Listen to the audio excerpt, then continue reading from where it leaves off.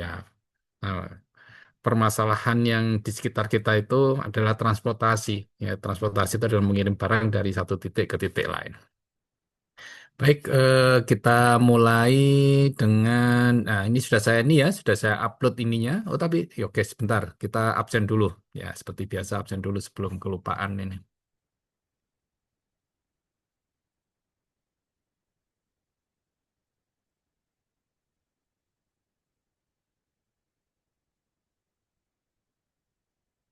Oke, silakan absen. Kodenya, kodenya adalah 782 179.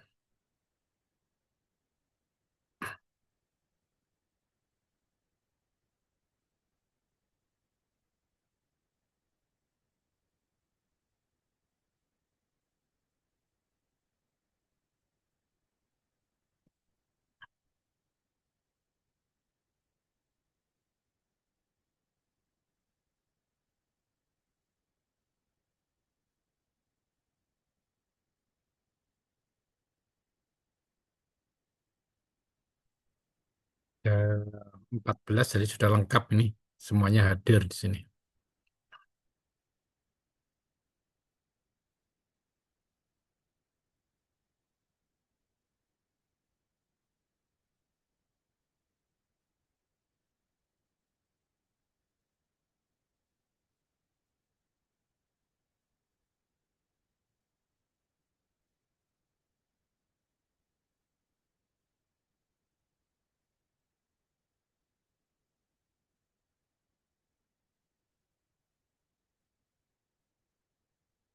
Oke, saya lihat dulu.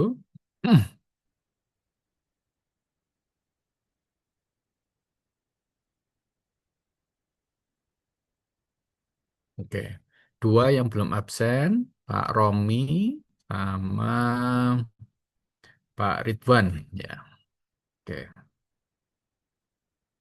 Ya, tadi rasanya semuanya sudah hadir. Ya, tinggal proses saja nih.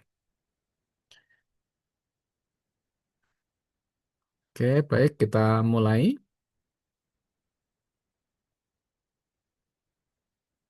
Jadi materi sudah saya upload di Classroom. Ya, silakan ini, silakan di-download.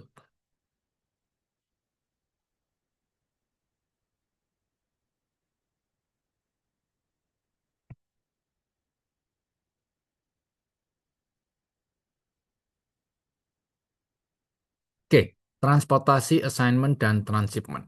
Ya, jadi transportasi, assignment, dan transshipment problem ini adalah suatu permasalahan. Nah, kita bisa menyelesaikannya dengan eh, memformulasikan problem tersebut dengan linear programming. Ya. Jadi masing-masing transportasi dan assignment ini maupun transshipment ini bisa diformulasikan. Tapi khusus untuk transportasi dan assignment ini memiliki suatu ini suatu metode untuk menyelesaikannya secara manual. Ya, memang kalau secara manual itu memang akan bisa diimplementasikan kalau problemnya kecil. Ya, kecil itu dalam artian misalnya ya sekitar eh, 6 6 sources, 6 sumber atau 6 pabrik ke 6 destination atau 6 pasar ya. Ya mungkin 6 kali 6 masih oke, tapi begitu lebih dari itu akan cukup ini cukup susah ya, agak susah untuk dikerjakan. Oke. Jadi suatu jaringan, model jaringan itu direpresentasikan oleh sekumpulan nodes. Sekumpulan nodes itu adalah titik ya. Nodes itu ada titik, kemudian ada sekumpulan arcs. Arcs itu adalah penghubung titik. Kemudian ada fungsinya. Fungsi ini terkait atau berasosiasi dengan baik ke arcs maupun nodes. Ya. Misalnya nodes ini adalah mewakili sumber. Jadi ada nodes ini ada sumber, kemudian ada destination. Ada source, ada destination. Source itu cukup misalnya pabrik, kemudian destination-nya misalnya suatu kota. Ya, jadi baik transportasi, assignment maupun transshipment problem, demikian juga shortest route, minimal spanning tree, maximal flow, ini adalah termasuk kategori jaringan. Ya, kategori model jaringan. Ya. Kita untuk pertemuan kali ini kita baru membahas terkait dengan transportasi assignment dan tracement. Minggu depan insya Allah kita akan membahas shortest route, minimal spanning tree, maximal flow, dan mean flow problem. Termasuk jaringan, model jaringan itu juga adalah terkait dengan port CPM. Port CPM, ya. Port CPM ini adalah salah satu metode di manajemen project. Ya. Tapi untuk eh, perkuliahan di OR ini kita tidak akan bahas karena kita memiliki eh, perkuliahan khusus untuk manajemen project. Nah, ini cukup mendalam sehingga kita lewati. Nah, di dalam model ini bisa diformulasikan sebagai linear programming. Kalau sudah bisa kita formulasikan, ya misalnya kita definisikan variabel keputusannya apa, fungsi tujuannya, dan juga constraint-nya, maka bisa diselesaikan dengan software. Ya, saya kira Anda semua sudah bisa mengoperasikan softwarenya ya, baik dengan Solver, Lindo, atau Lingo. Cukup salah satu aja. Ya, memang ada beberapa kelebihan dan kelemahan masing-masing software itu. Ya, oke. Kemudian kadang-kadang juga suatu formulasi itu membutuhkan bilangan integer. Ya, bilangan integer itu misalnya kalau kita mengirim sepeda motor atau mobil, itu harus bilangan integer. Nggak mungkin sepeda motor maupun mobil itu menghasilkan bilangan pecahan. Nah, ini eh, topik terkait integer nanti akan kita bahas setelah network model ini, ya. Karena eh, ada beberapa variabel keputusan atau beberapa permasalahan yang membutuhkan solusi integer. Misalnya kalau kita ingin berinvestasi, investasinya ya atau tidak. Ya atau tidak itu berarti kalau iya berarti nilainya satu, kalau tidak berarti nilainya nol. Nah ini nanti akan kita diskusikan lebih mendalam di topik yang lainnya. Oke. Ini Anda masih bisa dengar saya? Ini kok komputer saya freeze ini. Masih, Bisa, Prof. masih terdengar, Masih, Prof. Prof. Masih terdengar, Oke. Prof. Nah ini problemnya ini saya nggak bisa mengoperasikan. Oke, sudah. Hmm, ternyata komputer saya ada masalah ini. Kadang-kadang ini freeze. Oke, saya lanjutkan lagi.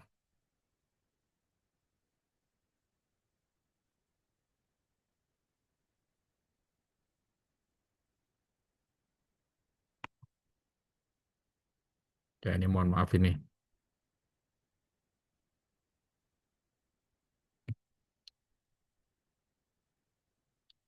Ini kadang-kadang laptop saya itu update sendiri pada saat perkuliahan gini, otomatis. Ini saya nggak tahu ini kenapa kok. Oke,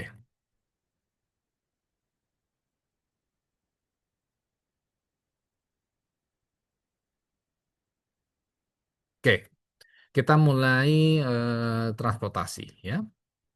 Problem transportasi itu tujuannya adalah untuk meminimumkan total biaya pengiriman dari suatu pengiriman barang dari suatu M origin, M itu adalah titiknya, jumlahnya M, origin. Origin ini adalah ya titik asal ya, bisa pabrik, bisa gudang ya, ke end destination. Nah, kalau origin itu punya supply, jadi kalau pabrik itu punya kapasitas untuk memproduksi atau supply ke end destination.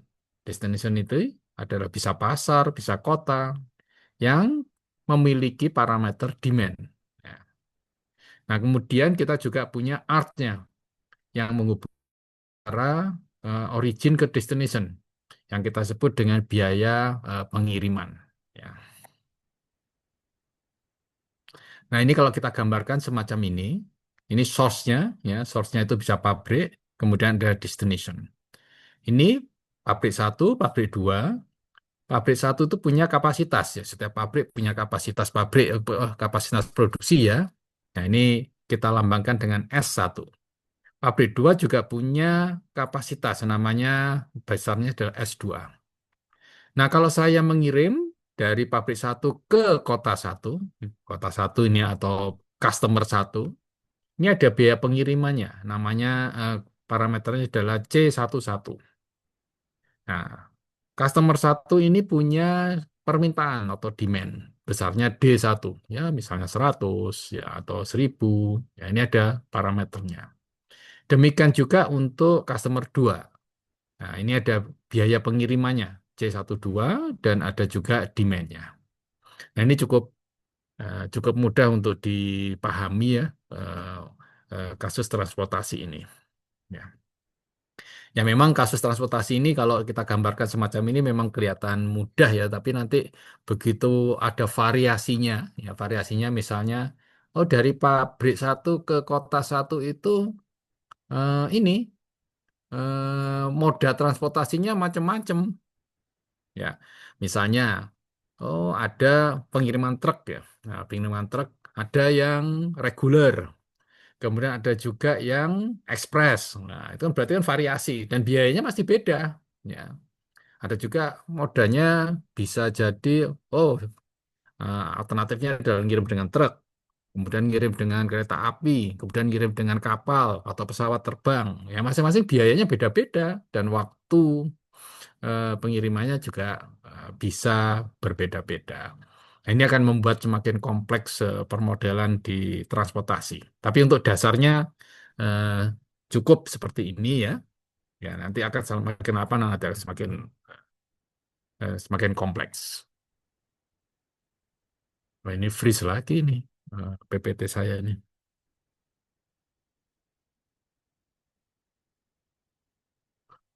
Ya ini saya sudah seminggu nggak menggunakan PPT karena ujian jadi ini mengupdate sendiri ini. Ini nggak bisa gerak ini. Nah ini sudah. Nah ini ada formulasinya ya, ada formulasinya. Formulasinya adalah kita ingin meminimumkan biaya transportasi. Nah ini kita lambangkan dalam bentuk notasi aljabar ya. Ya, sigma I, sigma J, CIJ kalikan XIJ. Pembatasnya, pembatasnya itu kalau ditulis adalah ada dua kelompok besar pembatas. Nah, ini yang kelompok pertama itu adalah terkait dengan eh, constraint eh, titik asal. Jadi kalau titik asalnya itu ada dua, maka kita juga punya dua constraint ini. Ya, jadi ini ada indeksnya SI. Jadi tergantung banyaknya I, titik asalnya berapa. Misalnya titik asalnya ada 5, berarti kita punya 5 constraint semacam ini. Yaitu banyaknya yang dikirim dari suatu pabrik I itu harus lebih kecil dari kapasitasnya. Demikian juga ada kelompok constraint demand. Jadi demand tergantung dari banyaknya titik destination-nya, pasarnya atau customer-nya. Kalau customer-nya ada 5, maka kita akan punya 5 constraint semacam ini. Jadi yang dikirim ke customer satu, customer 2, atau sampai 5 itu harus sama dengan demand-nya. Nah, kita coba ya untuk contohnya. Oh, ternyata contohnya eh, harus ini nggak bisa di. Oke, ini saya harus keluar secara manual ini,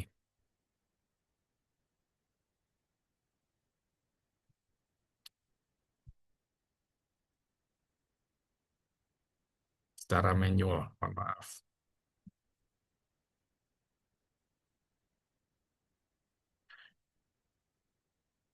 Oke,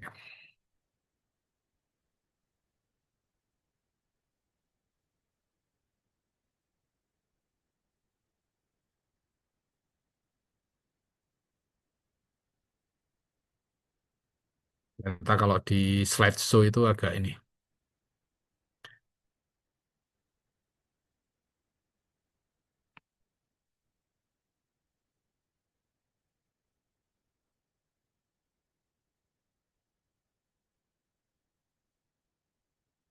Oke.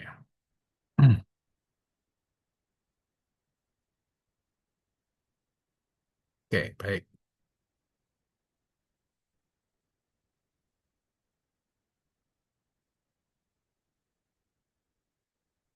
Oke. Eh, ini adalah model transportasi, ya. Ini kalau kita modelkan, ya, dengan formulasi itu dengan special case, ada beberapa kasus yang perlu kita ini, ya, special case. Itu jika kita punya minimum shipping guarantee.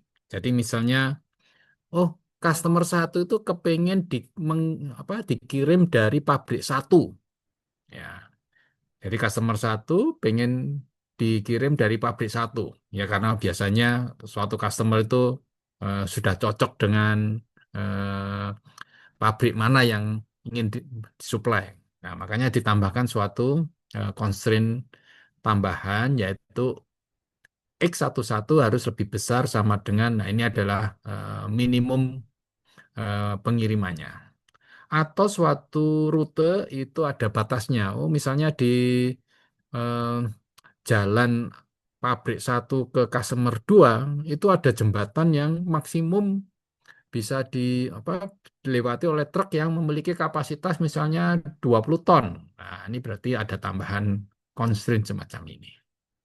Atau ternyata, oh, pabrik satu itu tidak bisa mengirim ke kota 4 karena ya mungkin ini ya kalau mungkin melewati gunung atau berliku-liku sehingga truknya nggak bisa lewat.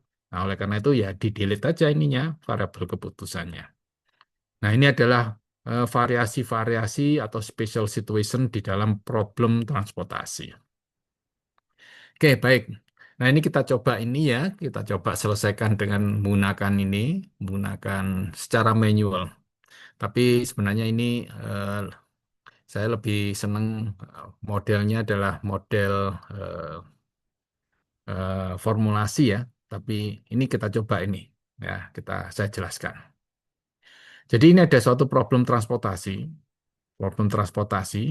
di mana eh, baris pertama, ini ada baris pertama, ini ada baris kedua, kemudian ini adalah kolom pertama, kolom kedua, kolom ketiga. Baris pertama itu adalah merepresentasikan ini pabrik satu. Ya, misalnya ini ada pabrik satu, dia memiliki suplai 50. Kemudian pabrik dua ini juga memiliki suplai 30. Nah, nah, ini kolom satu D1 itu punya demand 25, pabrik customer 2 demandnya 45, customer 3 demandnya 10. Sedangkan yang berwarna hijau ini adalah biayanya. Ya, misalnya mengirim dari pabrik satu ke customer satu, ini biayanya adalah 15. Demikian juga untuk yang parameter hijau lainnya. Jadi misalnya ini adalah mengirim dari pabrik 2 ke customer 3. Biayanya adalah 35. Nah, dengan komposisi semacam ini, permasalahannya adalah berapa jumlah yang harus dikirim dari pabrik satu ke kota satu, kota 2, kota 3. Ke customer satu, customer 2, customer 3. Demikian juga untuk ini. Tentu saja untuk mengirim ini, yang dikirim itu nggak boleh lebih dari 50. Nah, untuk memecahkan semacam ini bisa diformulasikan, ya. Jadi Anda juga bisa memformulasikannya. Kira-kira dengan kasus semacam ini ada berapa constraint kalau problem semacam ini? Ada yang tahu? 6, Prof. Tambah 6. satunya negativity. Oh, oke, baik. Ya. Jadi ada kalau berdasarkan kelompok constraint tadi kan ada kelompok constraint titik asal sumber. Ini ada berapa jumlahnya? Sumber 2, Prof. Dua, ya, betul dua. Jadi kalau kasus semacam ini itu berarti kita bisa ini ya bisa menuliskan ya variabel keputusannya kan pasti XIJ ya, XIJ ya. Kemudian ada ini ya, ada fungsi tujuan. Fungsi tujuannya adalah pasti minimize Z sama dengan ini 15. X11 ditambah dengan 30. Ya, 30 X12 ditambah dengan 20. Ya, 20 X13 ditambah dengan ini 30. 30 ini kan miliknya pabrik 2 ya. Berarti 30 X21 ditambah dengan 40 X22 plus 35 X23. Ini adalah ini ya, fungsi tujuannya. Pembatasnya kan berarti yang pertama, kelompok pertama itu adalah kelompok eh, sumber, source, ya, kelompok sumber, kelompok sumber. Ya. Kelompok sumber berarti, misal ini adalah sumber pertama ya, S1. S1 berarti X11, ini berarti yang dikirim dari pabrik 1 ke customer 1 ditambah dengan X12 ditambah dengan X13 itu harus lebih kecil dengan ininya, supply-nya. Supply-nya kan 50, berarti harus lebih kecil 50. Demikian juga untuk sumber yang kedua, berarti X21 tambah X22 tambah X23 lebih kecil sama dengan 30. Jadi kalau sumbernya ada dua, maka kita punya dua constraint. Ya, dua constraint. Nah, sekarang kita punya 3 customer. Berarti ini ada kelompok customer. Ya, berarti ini kelompok customer. Kelompok customer itu tergantung dari demand-nya berapa customer 1. Ya, jadi yang dikirim dari ini, yang dikirim untuk customer 1 ini harus 25. Ini bisa dikirim dari pabrik 1 atau pabrik 2. Sehingga untuk yang A ini adalah X11 ditambah dengan X21 itu harus sama dengan demand-nya. Demand-nya adalah 25. Constraint yang kedua ini adalah untuk customer 2. Ya, customer 2 berarti X12 ditambah dengan X22 harus sama dengan 45. Demikian juga yang C, X13 ditambah dengan X23 harus sama dengan 10. Jadi kita punya ini ya, 5 constraint ditambah dengan non-negativity. Xij lebih besar sama dengan 0. Nah, ini adalah salah satu cara untuk memformulasikannya. Jadi kalau kasus ini sudah benar, sudah eh, yang benar ya, ini sudah benar untuk kasus kecil. Nah, Anda bisa memperbesar problemnya. Misalnya, pabriknya ada 5, kemudian customer-nya ada 100. Ya, tinggal. Berarti kita punya 5 kelompok constraint sumber, kemudian ada 100 kelompok customer. Ya, seperti itu. Oke, sampai sini ada pertanyaan atau komentar?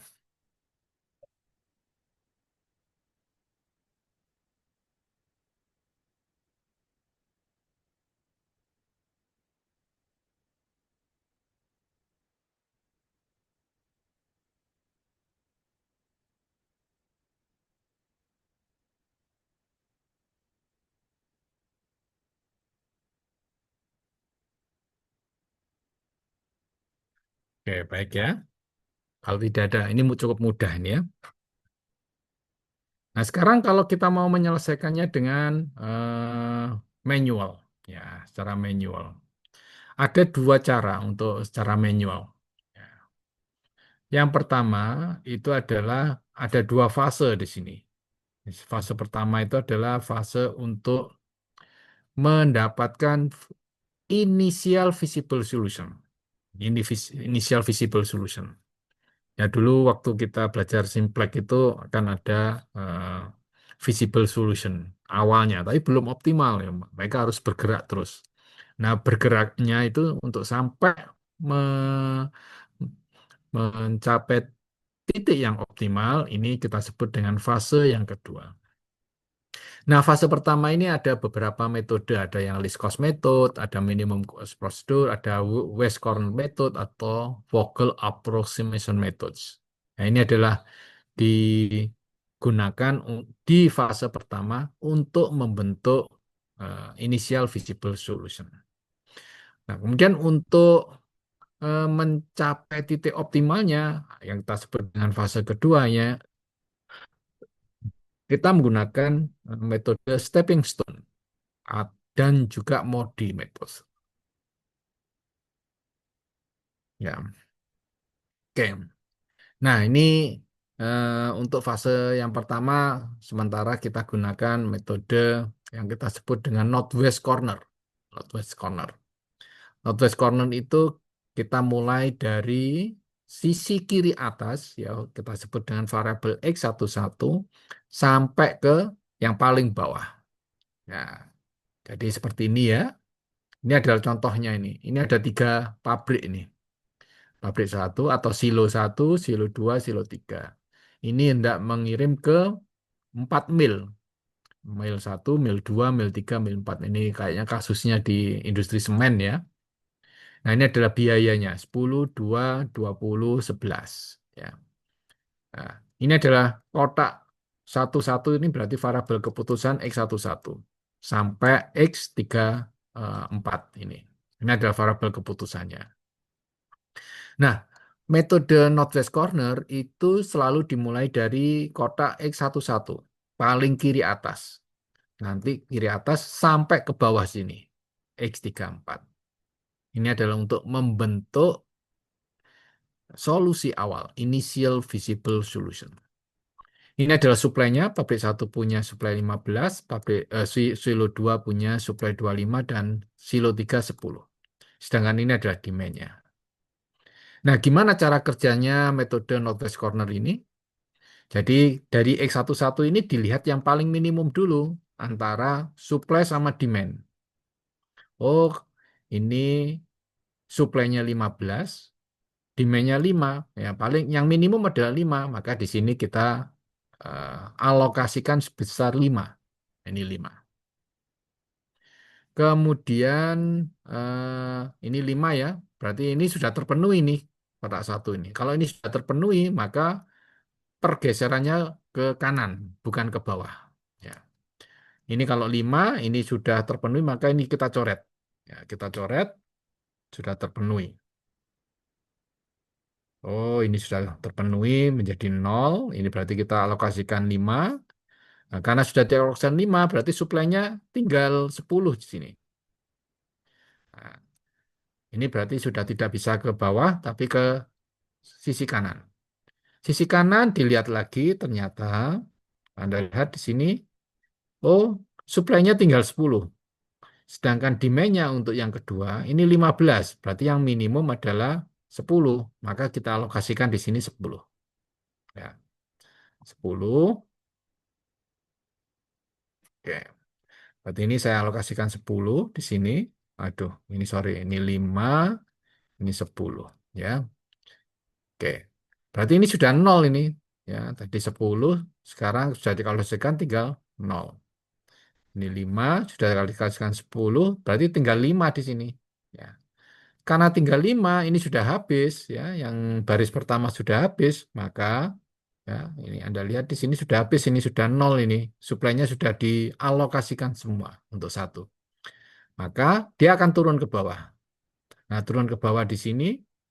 Oh, ini masih ada sisa 5 di sini. Demand yang belum dipenuhi. Sedangkan supply yang kedua ini ada 25. Oh, berarti ini minimum 5 sampai 25, maka di sini 5. Di sini. Ya. Oke. Berarti ini kita alokasikan 5, maka ini habis ini. Ini habis 0, ini diambil 5, maka tinggal 20. Nah, karena yang bawah ini sudah habis di 0, maka dia pindah ke kanan. Ya. Kanan sisa 20 demand-nya, supply-nya, kemudian demand-nya sini 15. Ya, berarti yang minimum 15, maka kita alokasikan 15 di sini. 15, maka ini 0. Supply-nya tinggal 5. Berarti karena supply-nya masih ada 5, maka dia ke kanan. Antara 5 sama 15, maka di sini 5, maka di sini 0. Ini tinggal 10. Maka kita alokasikan 10, sudah teralokasikan semua. Nah, ini sudah ini sesuai dengan yang ada di kolom eh, kotak kanan ini. Ya, nah ini. Nah, ini sudah membentuk starting basic solution. Ya, status basic solution.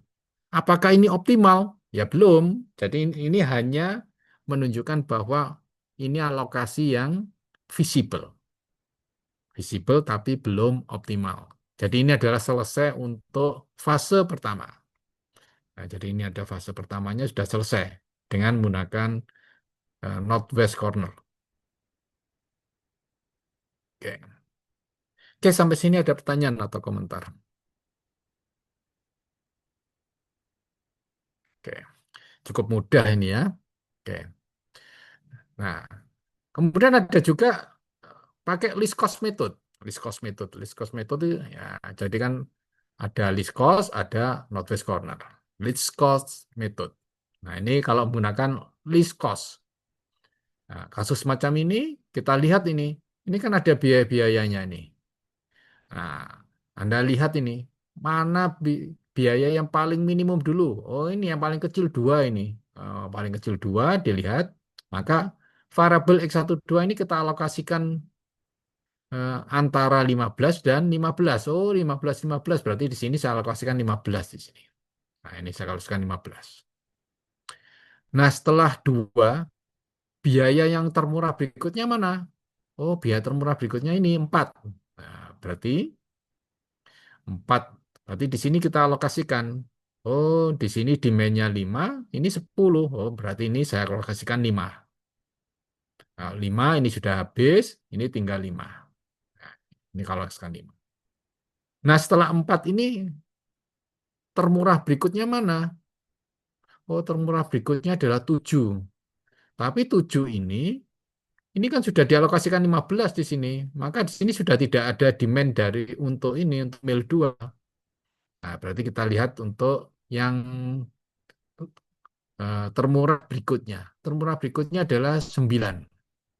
Nah, 9 ini suplainya 25, ini 15. Wah, maka kita alokasikan 15 di sini.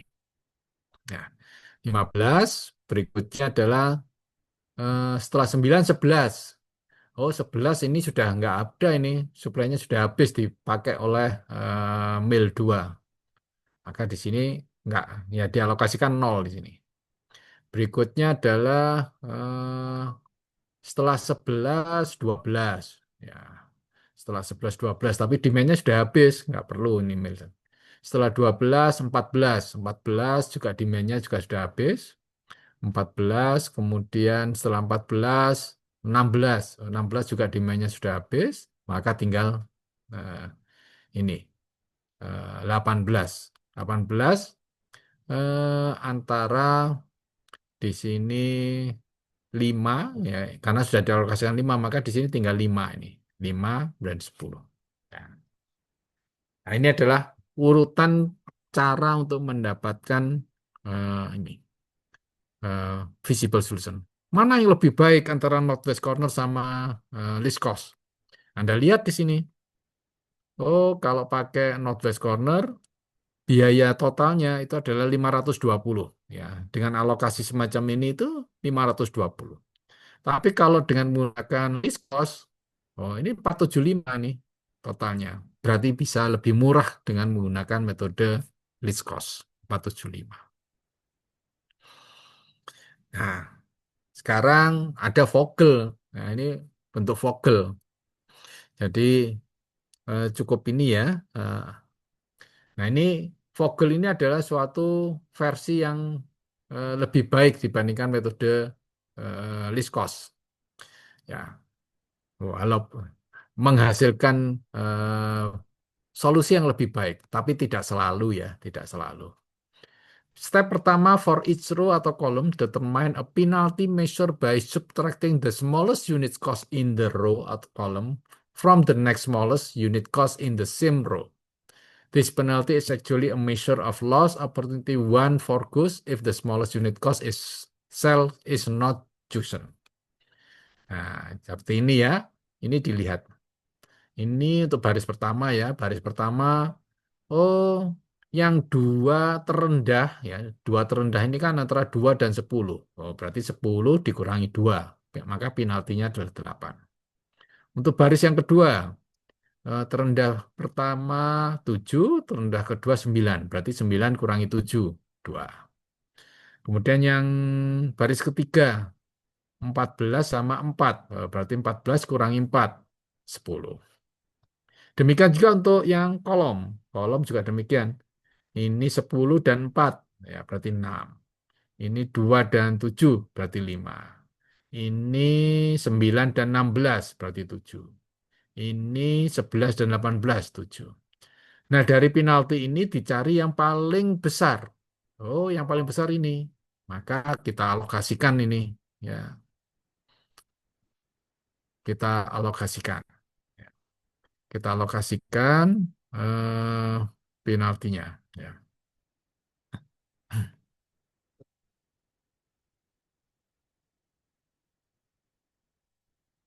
Berarti ini kita alokasikan yang paling rendah mana? 4. Ya, berarti 4 ini kita alokasikan ya, antara demand-nya 5 sama 10. Maka kita alokasikan 5. Nah, berarti ini sudah habis ini. Ya, karena sudah dipenuhi ya untuk mil satu ini. Maka ini kita coret ini. Ini kita coret untuk kolom pertama. Kita ulang lagi kasusnya. Oh, baris pertama, karena 10 sudah dicoret, maka untuk berikutnya adalah 2 dengan 11, berarti 9. Ini ada 7 dan 9, tetap 2. Kemudian 14, 16, 2. Nah, ini tidak berubah 5, 7, 7. Nah, dari sini kita ulang lagi. Oh, ternyata yang paling besar penaltinya 9. Ya, berarti ini 15. Kemudian, oh ini, ya, terendah berikut, yang paling rendah 2 ini. 2 berarti ini demand-nya 15, kemudian ini 15. Maka kita alokasikan 15 di sini. Ya. Ya. Demikian seterusnya sampai semua teralokasikan. Ya.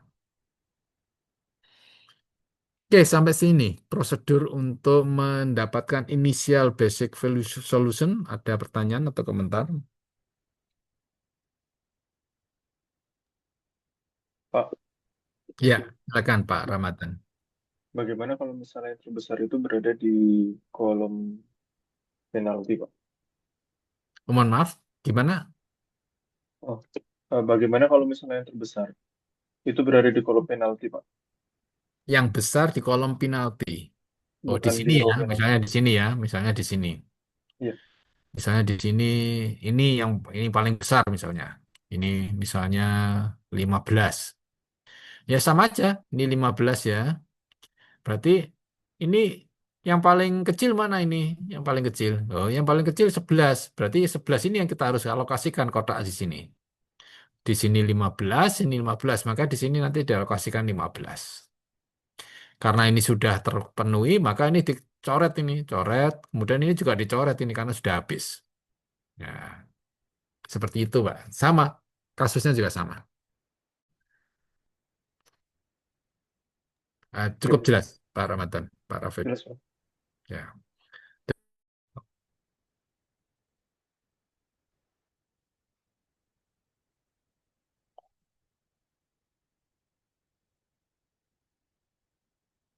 Eh, untuk metode yang least cost, jika ada cost yang sama, Pak, itu Oh, kita pilih yang pilih bagaimana, salah Pak? satu, ya, Salah pilih satu salah aja satu, bebas ya, Pak, pilih ya? salah satu. Memang kalau beruntung bisa lebih singkat, tapi kalau nggak beruntung berarti pilihannya bisa lebih panjang ininya. Tapi solusi nanti pasti sama, Pak. Ya, Oke, oke, Pak. ya, Oke, Pak. makasih, Pak. Pertanyaan bagus ya. Oke. Nah, setelah vokal, nah ini eh,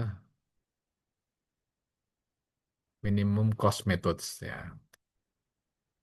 Jadi setelah kita membentuk initial basic solution, ini fase pertama ini kita gunakan minimum cost method ya, misalnya ini ya, minimum cost methods. Kemudian eh, kita gunakan fase yang kedua adalah stepping stone method.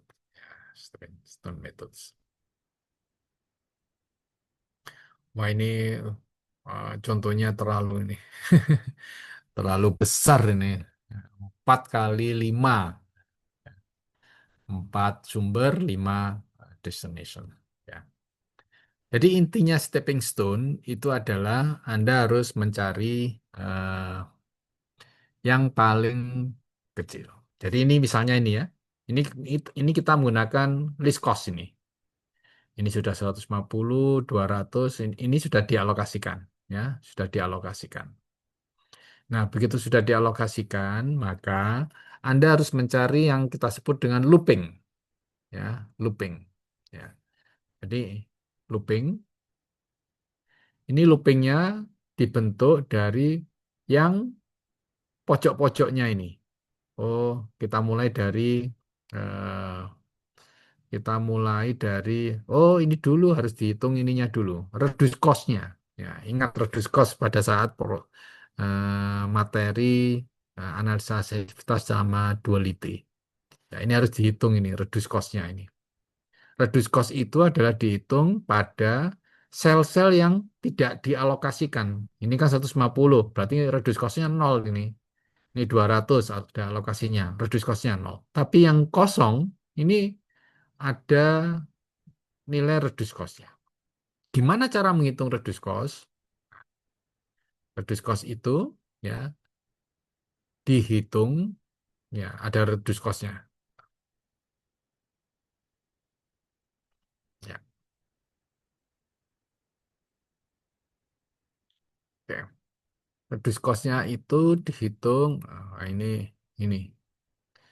Jadi untuk menghitung reduce cost-nya itu adalah step pertama itu adalah kita tentukan U1 sama dengan 0.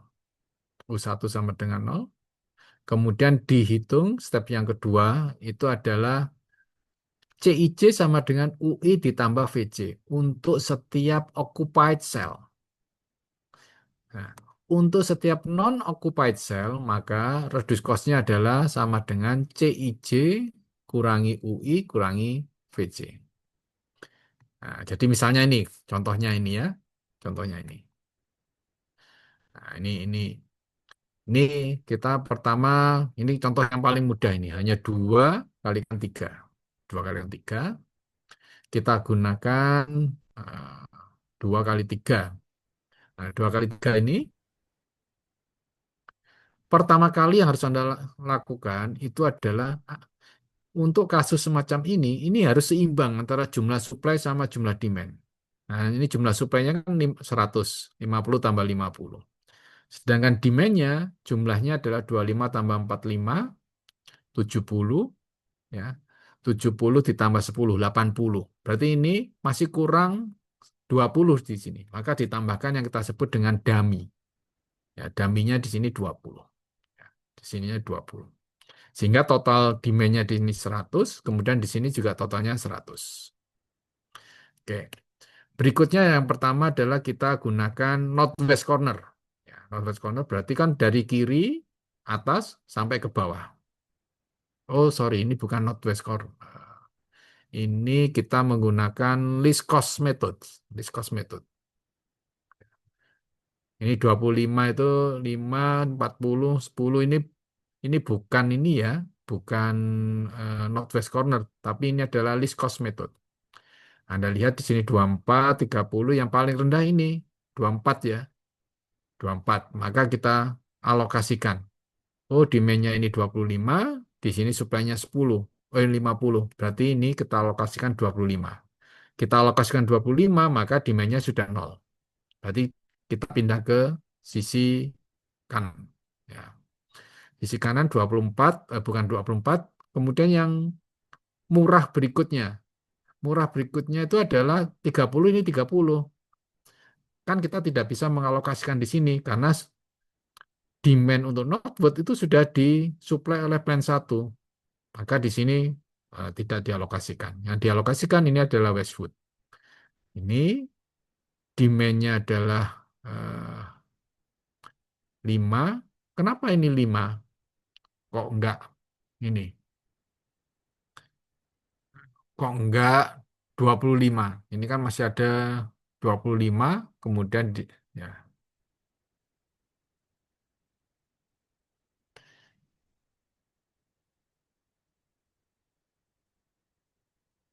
Oh, oke.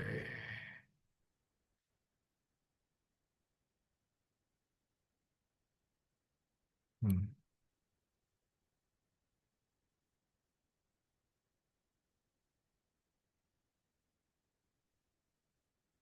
oke, oke. Hmm,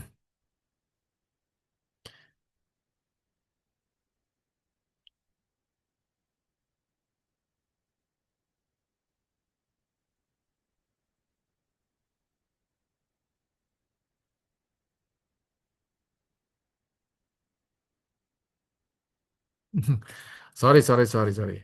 Ya ini pakai least cost method ya. Least cost method itu dimulai dari yang paling rendah dulu. Oh, paling rendah ini. Ya, jadi ini ya kasusnya ini. Ini kan sama ya. Kita coba yang paling bersih dulu ya. Kotaknya yang paling bersih. Ini kenapa kok 25, 5, 40, 10? Ya. Sebenarnya kalau least cost method itu dimulai dari yang paling murah. Nah, yang paling murah sebenarnya nol ini. Nol, ini nol. Ya, nol, nol.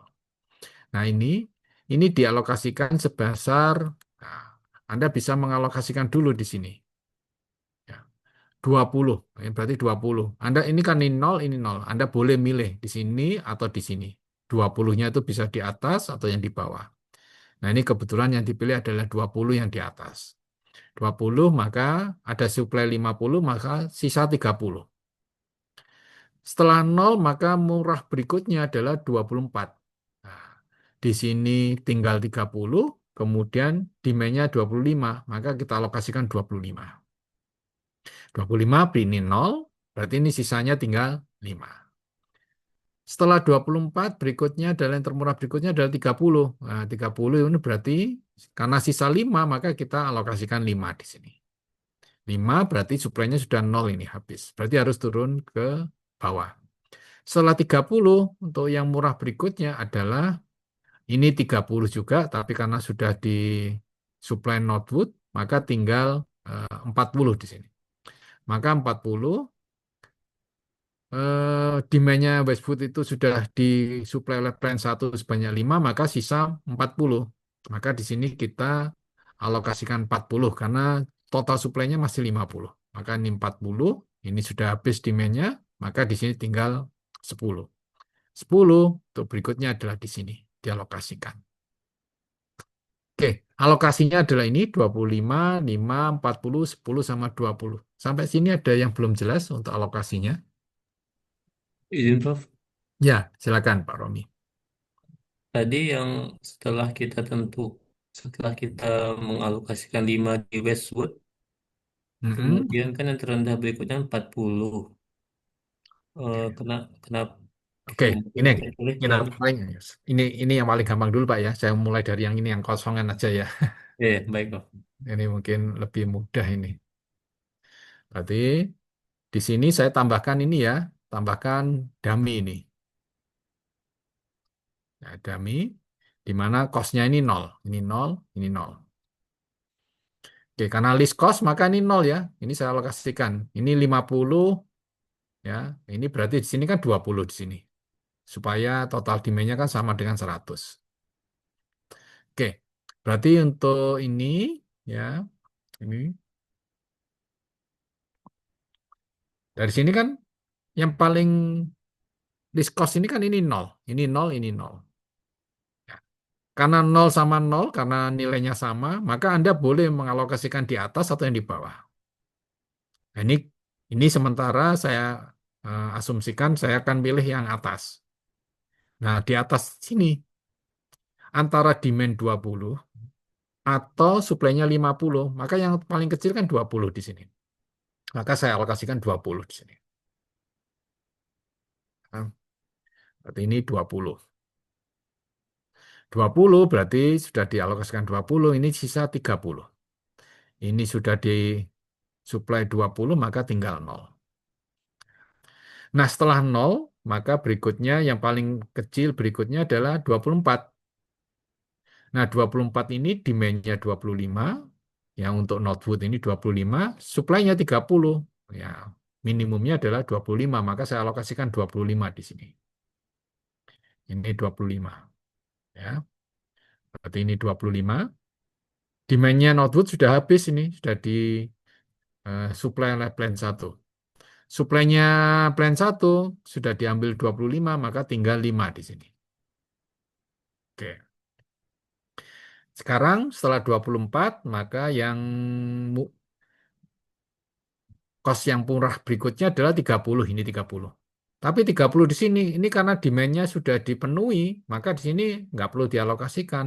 Maka kita alokasikan 30 yang di Westwood ini. Ini demand-nya 45, supply-nya tinggal 5, maka di sini saya alokasikan 5 di sini.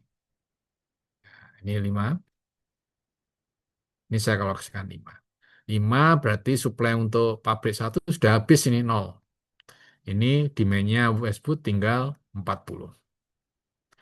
Nah, setelah ini, maka yang murah berikutnya adalah 40. 40 bisa alokasi sini atau di sini. Tapi karena di sini itu suplainya sudah habis, maka Anda gunakan yang di sini. Nah, di sini demand-nya 40, suplainya 50. Wah, berarti saya alokasikan 40 di sini. Ini 40. Nah, ini 40. Nah, kemudian ini sudah habis. Ini tinggal 10. Tinggal 10. Ya, alokasinya di sini 10. Oke, sampai sini ada pertanyaan atau komentar?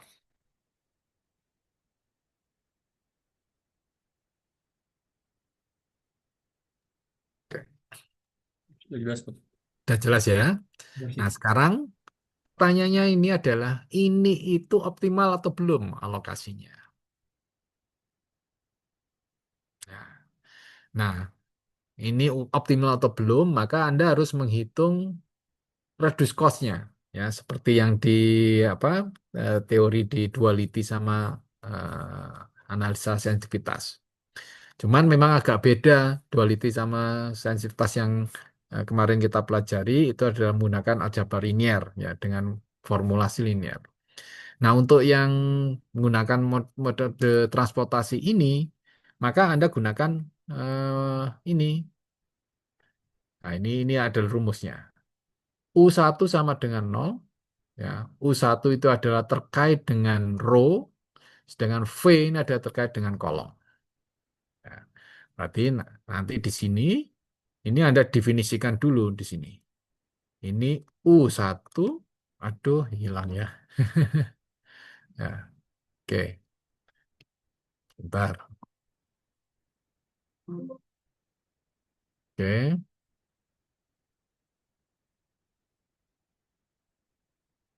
saya tadi salah macet ini, macet ini ya. Jadi U1, ini U1-nya,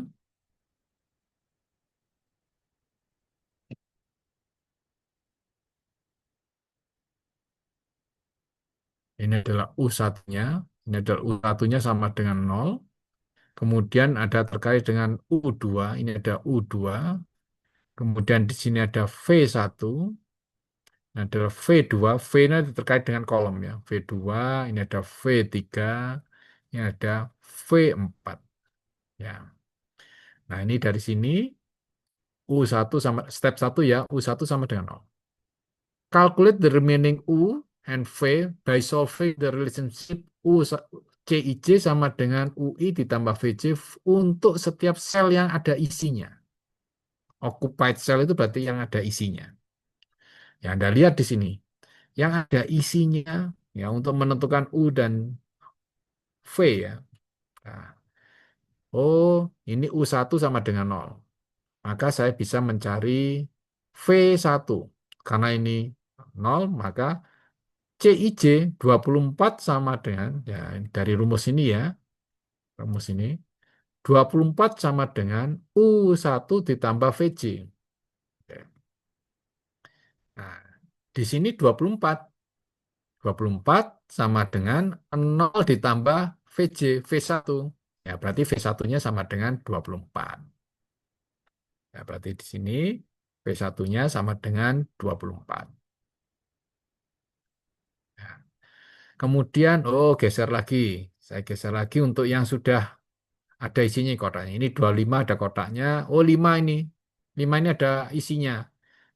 Oke. Berarti kalau U1 sama dengan 0, di sini 30, maka V2-nya berapa? Berarti 30 sama dengan 0 ditambah V2. Nah, V2-nya sama dengan 30.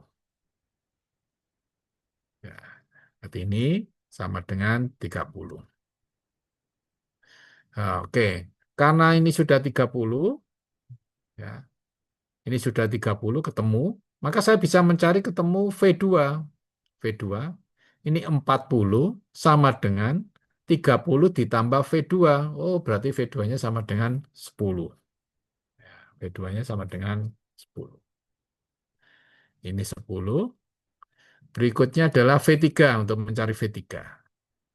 V3. Nah, V3 bisa diketahui dari ini. V3 ini masih kosong. Tapi V2-nya kan ketemu 10. Berarti 42 sama dengan 10 ditambah V3. Berarti V3-nya adalah 42 dikurangi 10. 32 di sini. Kan ini 32. Nah, sekarang tinggal V4 ini. V4 belum ketemu ini V4. V4 dari mana? V4. V4 ya dicari dari yang ada alokasinya. Ini 20. Oke, 20. Kalau ini 20, ini 0. 0 sama dengan 0 ditambah V4. Berarti V4-nya adalah sama dengan 0 di sini.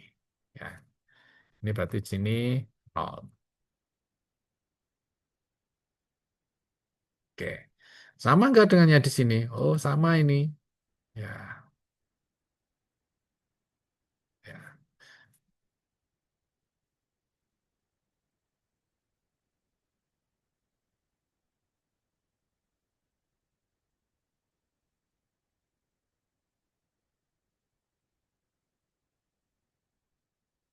Oke.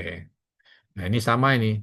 Ini V-nya 24, V2-nya 30, V3-nya 32, V4-nya 0, ini 0, ini 10. Sama seperti yang sudah kita hitung di sini. Ya. Oke, sampai sini sudah cukup jelas untuk menghitung U dan V. U1, U2, V1 sampai V4. Izin tanya, Prof. Ya, silakan Pak. Eh, eh, Mau nanya kenapa kita di soal ini tadi kita menambah dummy ya, Prof ya? Untuk Ya, dummy eh, karena dan nggak seimbang antara supply sama demand. Jumlah suplainya kan oh gitu. 50 kan 100. Jumlah demand-nya di sini hanya 80. Maka di sini kekurangannya 20 di sini. Supaya total supply sama dengan total demand. Oh baik baik. Tapi biayanya tetap dibikin nol gitu, Prof ya? Ya, karena dummy kita bikin 0. Oh baik.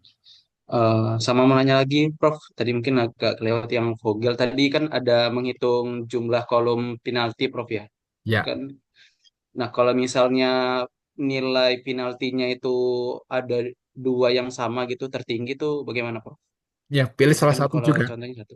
Ya, Salah satu juga. salah satu juga. Pilih salah satu. Kalau beruntung ya berarti lebih cepat. Kalau nggak beruntung ya berarti eh, lebih panjang. Tapi solusi akhirnya pasti sama nanti.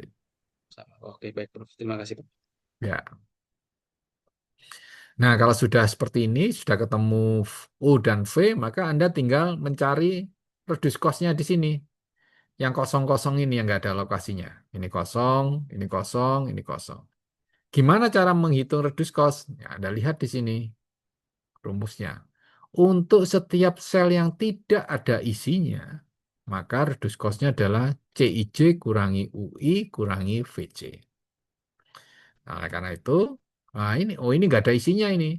Berapa reduce cost-nya? Reduce cost-nya adalah 30 dikurangi 24 dikurangi 10. Berarti, minus 4 di sini. Ya, berarti di sini reduce cost-nya adalah minus 4. Maka di sini Anda lihat, oh minus 4 di sini. Yaitu 30 dikurangi 24 dikurangi 10. Ini minus 4.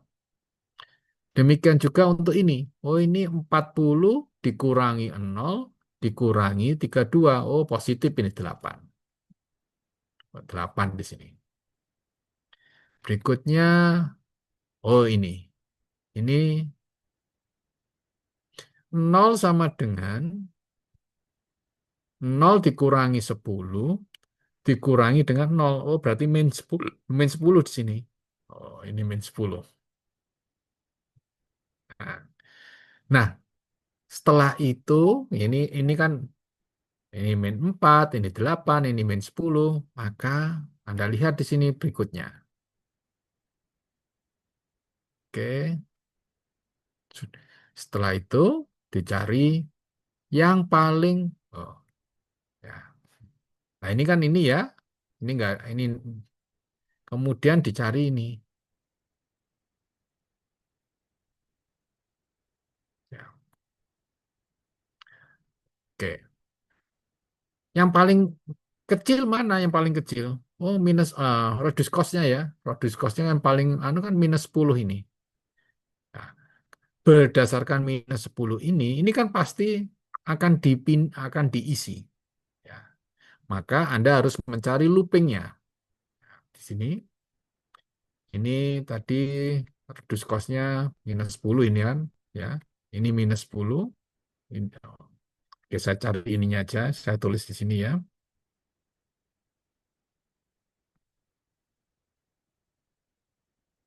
Ini saya pindah ganti hijau.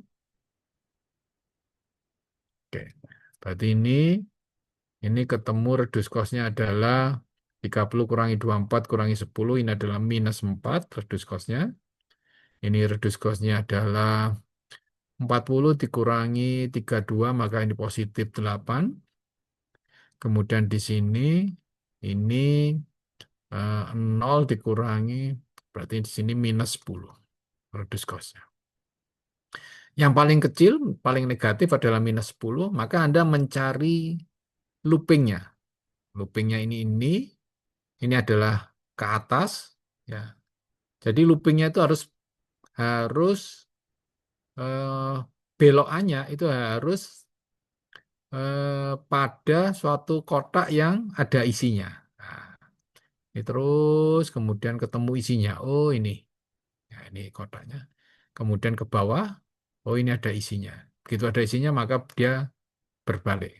Nah ini, ya. Jadi ini loopingnya. Yang kosong ini kita sebut positif, ini negatif, ini positif, ini negatif. Ya, ya Anda lihat di sini.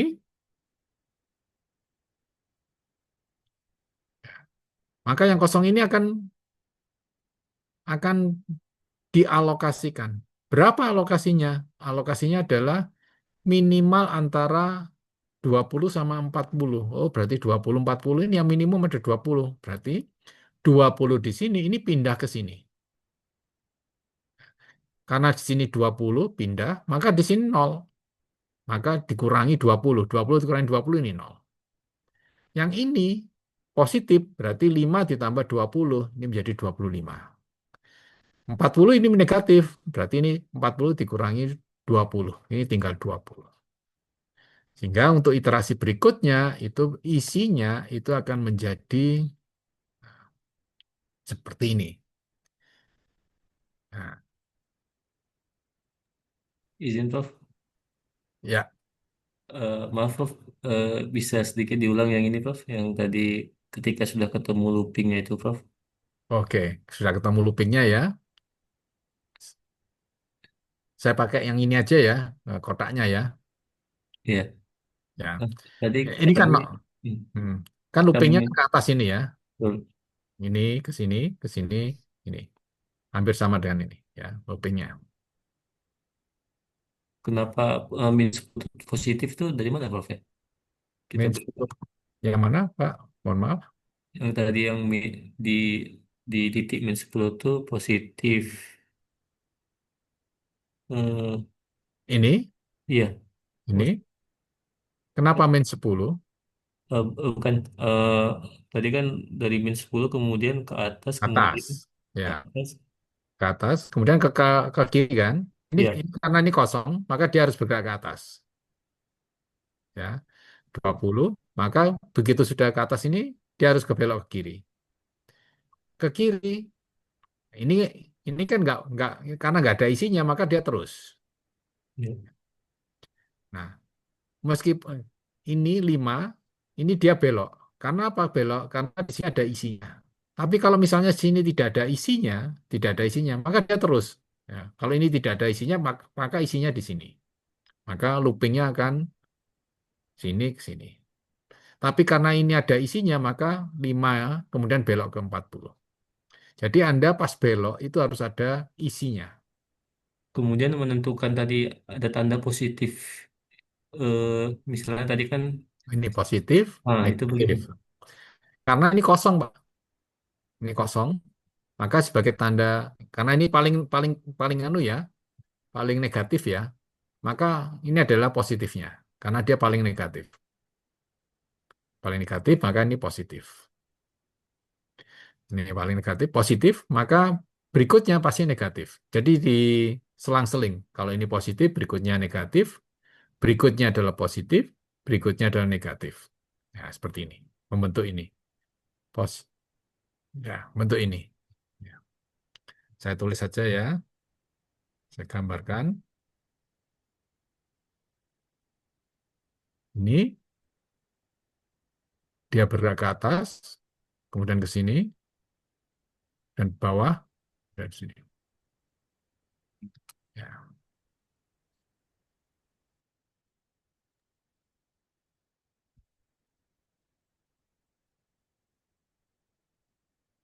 yang lagi.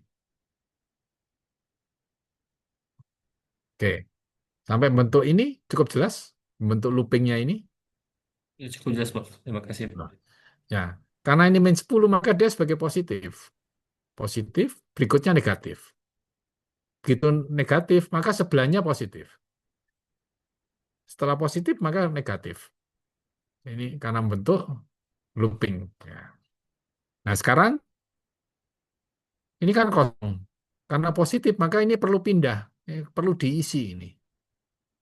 Nah, berapa isiannya? Isiannya itu adalah minimum antara alokasi 20 dengan 40. Yang paling kecil mana? Ini 20. Maka di sini pindah ke 20. Di sini kalau karena di sini pindah 20, yang positif ini bertambah 20, maka yang negatif dikurangi 20. Maka 20 dikurangi 20, 0 di sini. Ini positif, berarti 5 ditambah 20, 25. Ini negatif, berarti 40 dikurangi 20, tinggal 20. Ini loopingnya. Nah, ini menjadi 0 ini. Ini menjadi 0. Karena apa? Karena 20 dikurangi 20.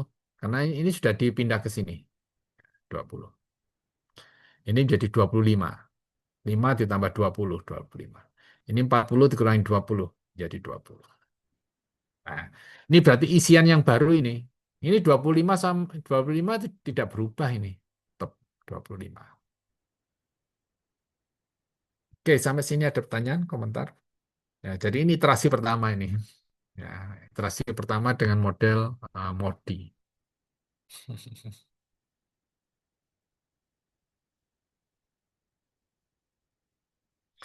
Oke, ada pertanyaan, komentar? Nah, setelah diupdate isiannya ini, ya nanti Anda harus mencari U1, U2, V1 sampai V4 lagi.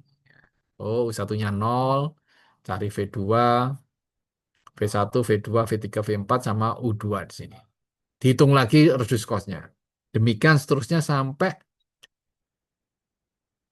yang kosong ini tidak reduce cost-nya positif, tidak ada yang bernilai negatif. Ya, seperti kasus di ini di Simplex itu, kalau fungsi tujuannya minimize, maka reduce cost-nya selama reduce cost-nya positif, maka dia sudah optimal. Ya, demikian seterusnya. Nah, ini adalah solusi yang baru ya. Oh, yang sini semula 20 pindah ke sini 20. Ini jadi 25, ini jadi 20. Nah, ini kotak yang eh, iterasi yang kedua. Nah, iterasi kedua tentukan lagi U1-nya 0, U2-nya 10. Ya ini. Ini perhitungan V yang V1, V2, V3, V4 yang baru. Ini adalah U1, U2. Ya. Dihitung lagi reduce cost-nya ini. Nah, kita ketemu reduce cost-nya. Oh, ketemu. Ini positif 8, ini positif 10, ini negatif 4. Berarti di sini akan dialokasikan yang baru. Berapa alokasinya? Ya, ini berarti positif, dia bergerak ke kanan. Oh, ini ada isinya 20, ini juga ada isinya, maka dia ke atas. Nah, ini looping yang terbaru. Looping yang terbaru ini positif, negatif. Nah, berapa pindahnya ke sini? Oh, ini 25, kemudian di sini 20. Oh, berarti 20 di sini. 20, ini dikurangi 20 menjadi 5, ini 20 jadi 0, ini menjadi 45. Akhirnya ini. Nah, setelah alokasi baru ini, dihitung lagi U1, U2, V1 sampai V4, reduce cost-nya. Ini loopingnya yang baru ya. Oh, ini. Sehingga ini dialokasikan. Ini 20, 5, 45, 0. Jadi alokasinya seperti ini. Dicek lagi, mencari U1, U2, V1 sampai V4. Oh, ternyata semuanya sudah positif ini reduce cost-nya. Karena semua sudah positif, maka ini adalah yang paling optimal alokasinya. Ya, ini adalah metode yang membosankan ya, karena ini pakai metode manual.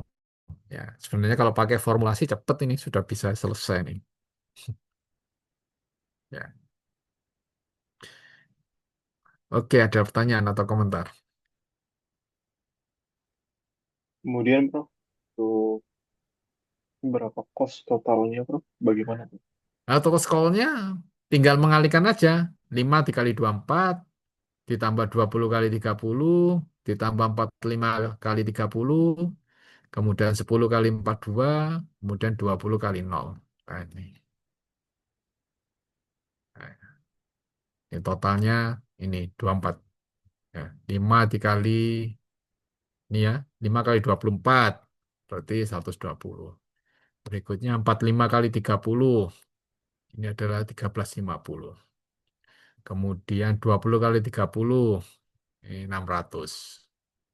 Dan yang terakhir adalah 10 kali 42, 420. Sedangkan ini 0, 20 kali 0 kan tetap 0. Maka di total 2490. Ya ini kalau Anda tidak memformulasikan ya, tidak ada komputer itu ya, Anda harus menggunakan semacam ini, manual. Tapi karena kalau sekarang sudah ada komputer, Anda tinggal formulasi, ya, selesai nanti ketemu 2490. Baik, sampai sini ada pertanyaan atau komentar. Mohon maaf, kita break ke 5 menit ya, saya mau ke toilet dulu sebentar. Ya. Baik, Bro.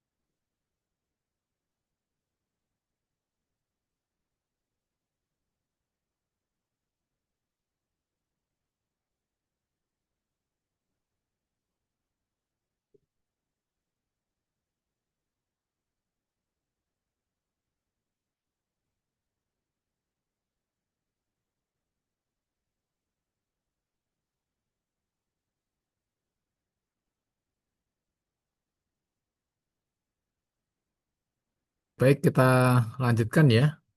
Ada pertanyaan atau komentar terkait dengan hasil ini?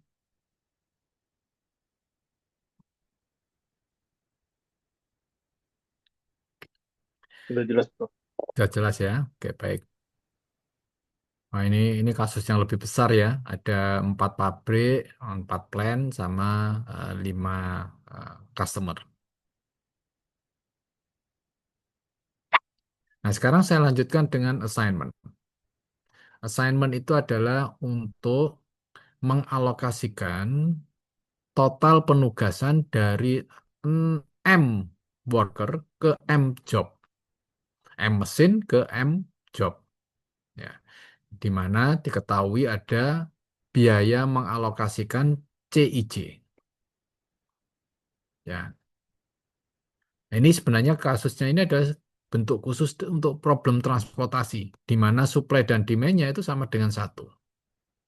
Sebenarnya kasus ini pun ini juga bisa diselesaikan dengan menggunakan linear programming. Ya, Anda formulasikan juga bisa. Representasinya hampir sama. Ini ada mesin 1, mesin 2, mesin 3, kemudian ini ada job 1, job 2, job 3. Ini adalah cost-nya, cost untuk mengalokasikan. Nah, ini hampir sama formulasinya dengan transportasi, hanya total supply-nya sama dengan satu, total demand-nya juga sama dengan satu. Kalau pabrik ini kan ada kapasitasnya ya, kemudian kalau demand ini ada demand-nya di sini. Tapi kalau kasus assignment, maka nilainya satu sama satu. Nah, ini eh, nah, kadang-kadang kita perlu memodifikasi jika eh, satu satu mesin ini bisa mengerjakan lebih dari satu job. Misalnya mesin A itu bisa untuk 2 job ya. Atau karena jumlah mesinnya itu tidak sama dengan jumlah job. Maka sama seperti tadi, kalau tidak seimbang maka ditambah dengan dummy. Dummy ini akan, kalau ditambahkan ini cost-nya adalah sama dengan 0. Kemudian jika mesin atau worker I dia tidak bisa mengerjakan job J, maka diberi suatu penalti yang besarnya M. Ya. Oke. Nah, cara yang paling ini ya paling sederhana dengan manual ini yang kita sebut dengan metode Hungaria. Hungaria. Ya, ya nama negara ya. Mungkin dulu penemunya adalah orang Hungaria. Oke. Stepnya ini setiap baris maka dikurangi dengan nilai minimumnya. Step 2, setiap kolom dikurangi dengan nilai minimumnya. Kemudian digaris digaris untuk mengcover semua bilangan yang nilainya 0. Kalau nilai gambarnya garis ini sama dengan M, maka stop. Maka ini sudah optimal. Jika belum, maka Anda kurangi dengan D untuk setiap angka yang tidak di-cover. Dan ditambah D untuk setiap eh, kotak yang dilalui oleh 2 garis. Kemudian number covered by one line remain the same. Then go to step 3. Demikian seterusnya. Nah, ini ambilkan misalnya contoh ya. Ya, ini ada 4 perusahaan, kemudian ini ada 3 project. Ini adalah cost-nya. Karena tidak seimbang, maka ditambahkan dummy di sini. Ya, maka ditambahkan dummy. Dummy-nya nilainya 0. Ini ada 4 sudah benar. Nah, ini kalau diselesaikan dengan metode Hungarian, sama ini. Ini ini yang paling, ini dicari yang paling kecil nilainya, ya, kemudian dikurangi. Oh, ini yang paling kecil 25, maka kurangi semuanya 25. Ini jadi 25 dikurangi 25.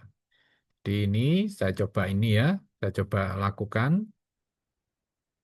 Ini berarti ini ini kan 25, ini berarti dikurangi 25 menjadi 25. Ini kurangi 25 menjadi 3. Ini kurangi 25 jadi 10. Ini kurangi 25 jadi 0. Ini yang paling kecil 25 juga. Ini kurangi 25 jadi 11. Ini kurangi 25 jadi 5. Ini 7, ini 0. Kemudian 6, ini yang paling kecil 14, maka kurangi 14. Jadi 2, ini jadi 4, ini jadi 6, ini jadi 0. Oke, karena ini sudah semua dikurangi, ya. Kemudian ini dihubungkan dengan nilai yang semuanya bernilai 0. Ya, Anda hubungkan. Nah, ini kan 0 ini ya. 0 ini berarti saya ambil garis, ini juga 0 ini saya ambil garis. Nah, ini saya gambar. Ini oke, ini juga ini. Nah, ini sudah, maka iterasi berikutnya ini. Ini belum optimal. Kenapa? Garisnya baru 2. Garisnya baru 2, padahal kita punya 4. Nah, berarti kita kurangi lagi. Oh, dari sini yang paling minimum berikutnya berapa? Minimum berikutnya adalah 2. Maka ini saya kurangi 2 semua ini. Kurangi 2 semua, maka ini akan menjadi kurangi 2, ini 25 kurangi 2 menjadi 23. Aduh, kenapa kok saya pinyet? Gitu. Saya tadi keliru menekan tadi, mohon maaf. Nah, ini 23, maka ini juga ini kurangi 2 semua, berarti ini sudah 0 ini. 2 kurangi ini 0. Saya kasih warna hijau aja supaya enggak ini. Ya. Ini menjadi 0, ini menjadi 2, ini menjadi 4, ya. Ini jadi 9, ini jadi 3, ini jadi 5, ini jadi 1, ini menjadi 8. Nah, Anda lihat sekarang ini yang intersection 2 ini menjadi 2. Ini menjadi 2. Yang Oke, untuk berikutnya, oh ini 0. Anda bisa menghubungkan 0 dengan 0, ini ke bawah sini bisa garisnya, atau ini 0, 0, berarti bisa garis dari sini. Sama aja. Jadi pilih salah satu. Nah, oke, kalau kita sudah pilih salah satu, misalnya ini, saya kasih warna biru. Ya, misalnya saya pilih ini. Ya. Nah, ini ternyata garisnya masih 3 ini. Karena masih 3, maka Anda cari lagi ini. Yang tidak tercover ini yang paling kecil mana? Oh, ini 1 ini. Oh, 1. Berarti ini saya kurangi 1 semua. Saya kurangi 1 semua. Kemudian yang intersection ini, oh intersection ini 0, berarti ini akan bertambah 1. Ini 2, ini bertambah 1. Ini menjadi 1, ini menjadi 3. Oke, sekarang saya kasih warna biru. Berarti kurangi 1, ini menjadi 0, ini kurangi 1 menjadi 7, ini kurangi 1 menjadi 2, ini kurangi 1 menjadi 4, ini kurangi 1 menjadi 1, ini kurangi 1 menjadi 3. Ini bertambah 1, ini bertambah menjadi 3. Oh, sekarang kita lihat.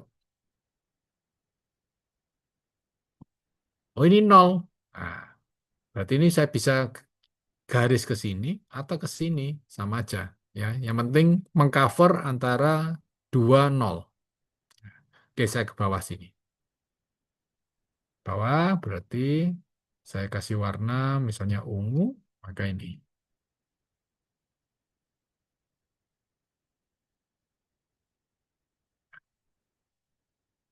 Oke.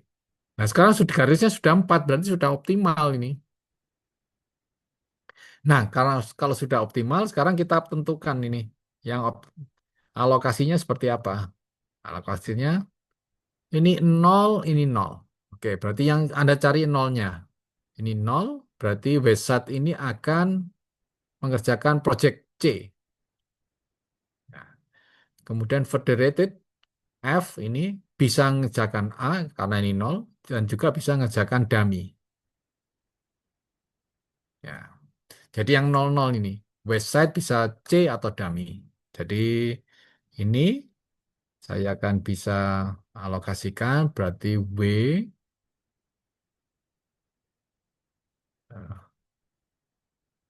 mohon maaf ininya di mana ini? Oh ini. Oke, ini W, W ini dia mengerjakan C atau dummy. C atau dummy. Kemudian F, F mengerjakan yang bernilai 0 itu adalah A atau dummy. D. Berikutnya bernilai 0, G, G itu dia mengerjakan D, hanya D. Kemudian untuk A, untuk U itu mengerjakan yang bernilai 0 itu adalah A, B, C. Ya. Nah, dari sini ketahuan ini. Eh, ini A, berarti ya, ini A, kemudian ini C, oh ini D. Karena ini sudah D ya, G sudah D, maka ini sudah dicoret ini. Ini C, nah, kemudian ini B. Ya, dari sini ketemu. W mengerjakan C, ya, W mengerjakan C, E mengerjakan F mengerjakan A, G mengerjakan D, U mengerjakan A. Nah, ini adalah yang optimal.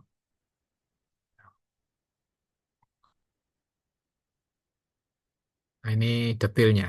Ya,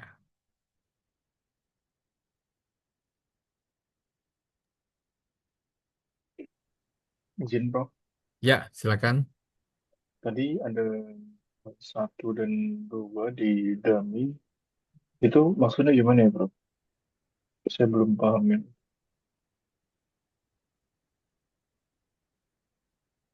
Ya, bentar. Yang mana, Pak? Nah, ini Prof. Yang website, kemudian Hmm. dummy, itu ada 1 yang di B, paling kanan. ini 0. Oh, ini 1. Berarti ini nggak ada ini ya. Karena ini hanya 1, berarti ini nggak dialokasikan. Oh, bukan, Prof. Maksudnya, kenapa dia 1, kemudian yang bawah ini, paling bawah ini 2? Oh, kita mulai dari yang sini dulu ya. Kan ada ini. Ada rumusnya di sini. Ya.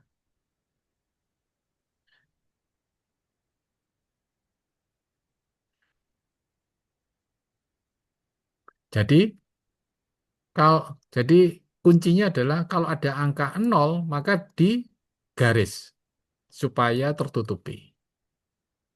Ya. Kemudian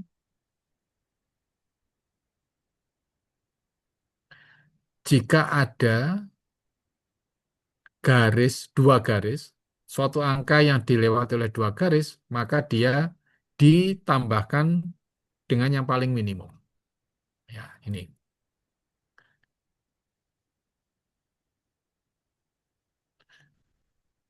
Dikurangi D untuk yang tidak tercover, yang tidak ada garisnya. Kemudian ditambah D untuk kotak yang dilalui dua garis. Dilalui dua garis. Add D to number covered by two line. Jadi sama seperti ini. Nah, ini yang garis pertama kan warna hijau ini. Nah, karena yang tidak tercover ini dikurangi 2, maka di sini ditambah 2. 0 ini ditambah 2, karena dia dilalui dua garis. Ya. Kemudian iterasi berikutnya adalah ini, garis ini. Garis ini, ya. Garis ini itu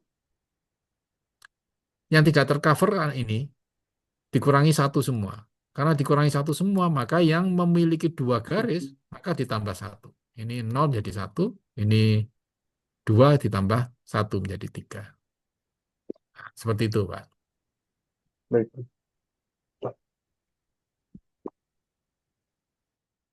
Ya.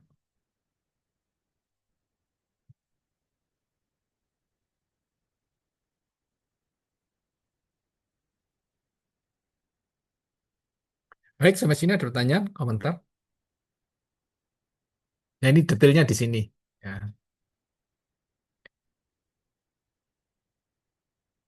oke.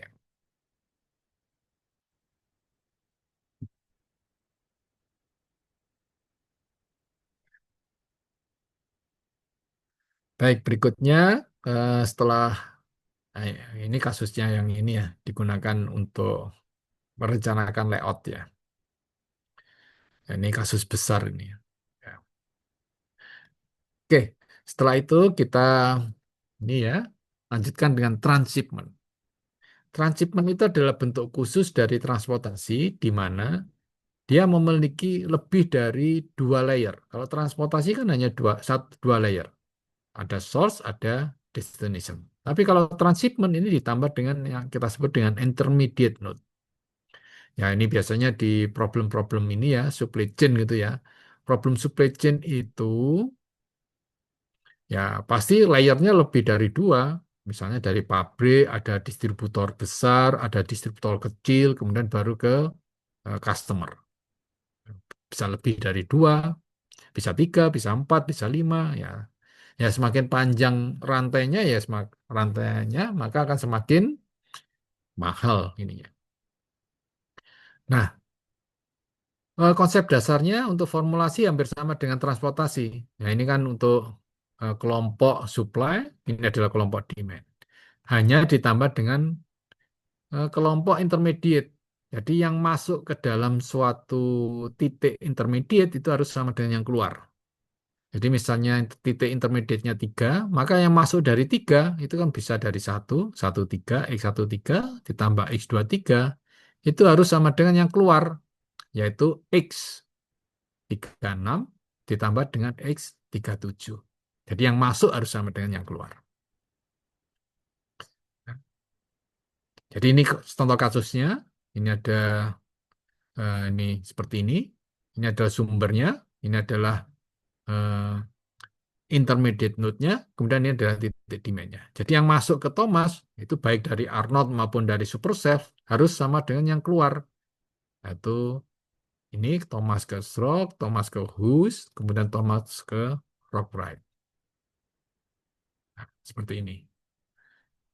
Yang masuk harus sama dengan yang keluar. Ini yang sisi kanan, yang keluar ini dipindah ke sisi kiri jadi negatif. Ingat kalau di Lindo, yang sisi kanan tidak boleh ada variabel keputusan.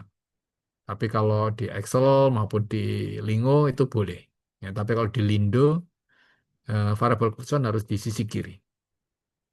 Ya. Nah, ini kita modelkan dengan Lindo, ketemu 1150. Kita modelkan dengan solver pun juga 1150. Jadi kalau transshipment ini tidak ada metode manualnya, dia diformulasikan. Oke, sampai sini ada pertanyaan atau komentar?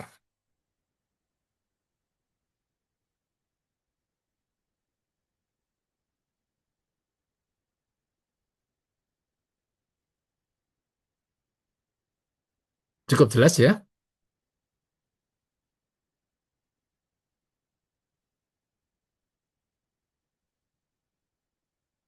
Ini, Prof, ini Ya, apabila menggunakan software bantuan ya, Prof, ya? ya. Kalau kasus transshipment ini nggak bisa pakai manual ya. Beda dengan transportasi dan assignment. Dia harus menggunakan software. Ya. Nah, softwarenya eh, terus bisa Anda pakai Lindo, ini Lindo, atau pakai solver, ini pakai solver. Solusinya sama. Solusinya sama. Baik, ada komentar, pendapat?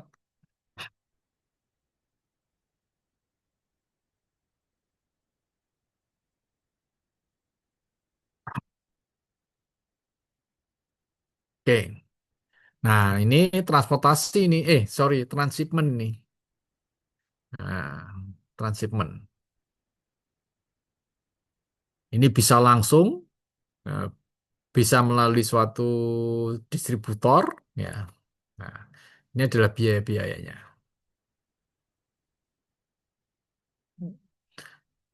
Oh, ya. Ini bisa juga, ya, kasus semacam ini bisa dimodifikasi sebagai kasus transportasi. Ya, dimodifikasi dengan kasus transportasi. Nah, dan ini adalah solusinya kalau menggunakan solver. Oke. Baik, sampai sini ada pertanyaan atau komentar.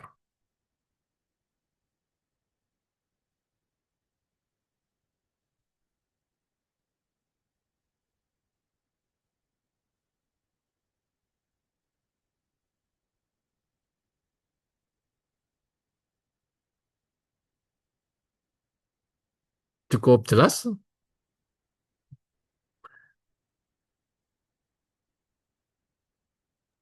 Ya, cukup jelas, Prof.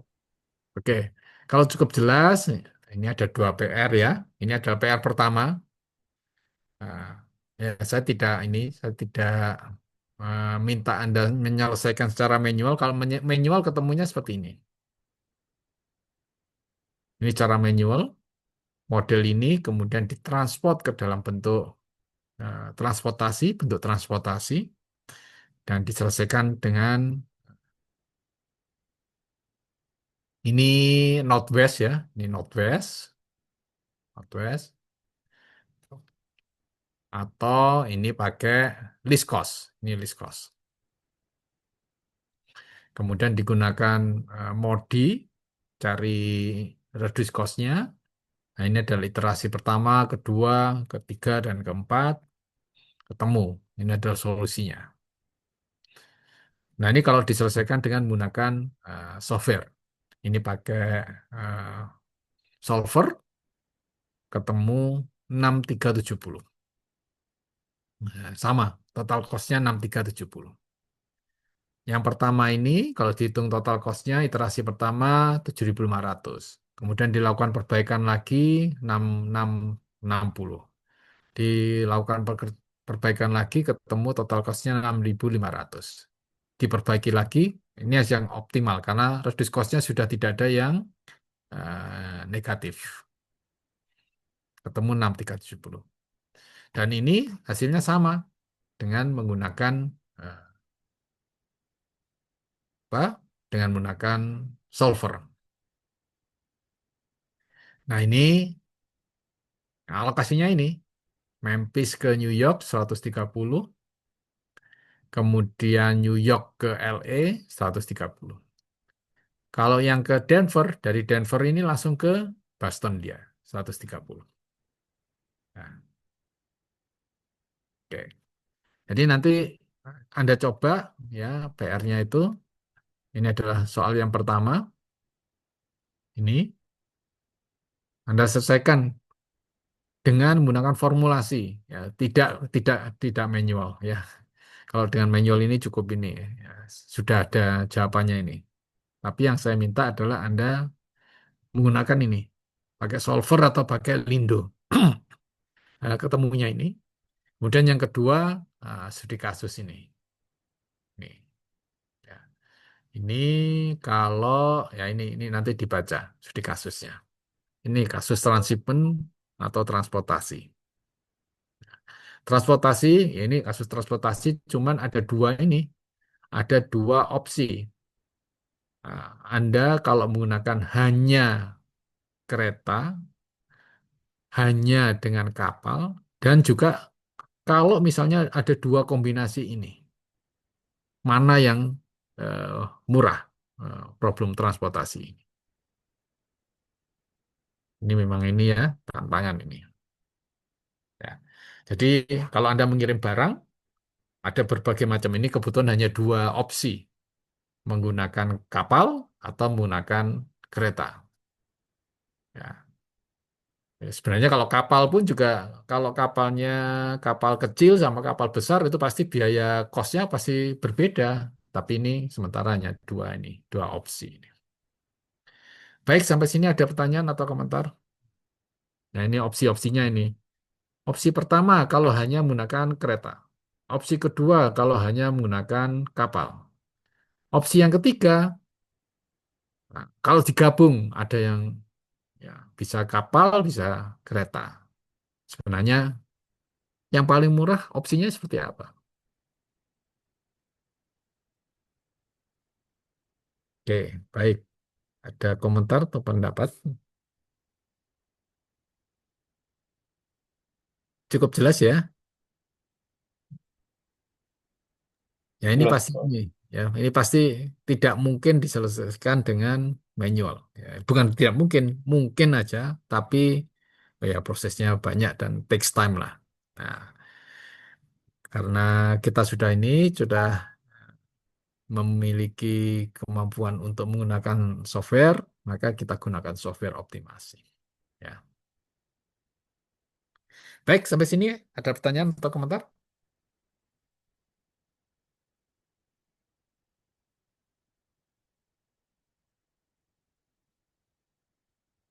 Baik, kalau tidak ada, saya akhiri pertemuan pada malam hari ini. PR-nya untuk minggu depan 2 kasus tadi ya. Semuanya formulasi, tidak dikerjakan dengan manual. Ya, semuanya formulasi. Anda boleh pakai Xsolver atau pakai Lindo atau Lingo atau software optimasi lainnya. Eh, Anda kalau punya POM mung- ya mungkin nanti perlu dimodifikasi ya. Modifikasi karena kasusnya tidak 2 layer, ya, 3 layer transshipment ya, perlu dimodifikasi. Ya, yang paling mudah ya memang pakai ini, pakai eh, solver. Ya. Tapi silakan Anda bebas pakai apa saja. Baik, ada komentar atau pertanyaan sebelum saya akhiri. Ya. Oke, baik. Kalau tidak ada pertanyaan, saya akhiri pertemuan pada malam hari ini. Terima kasih banyak atas perhatiannya. Ya, insya Allah kita akan bertemu lagi eh, minggu depan. Ya, Siap, oke. Prof. Terima kasih. Selamat malam. Assalamualaikum Terima kasih, warahmatullahi Prof. wabarakatuh. Si Prof. Waalaikumsalam Waalaikumsalam warahmatullahi Terima kasih, wabarakatuh. Prof. Terima kasih, Prof. wabarakatuh. Sama-sama. Baik, saya akhiri.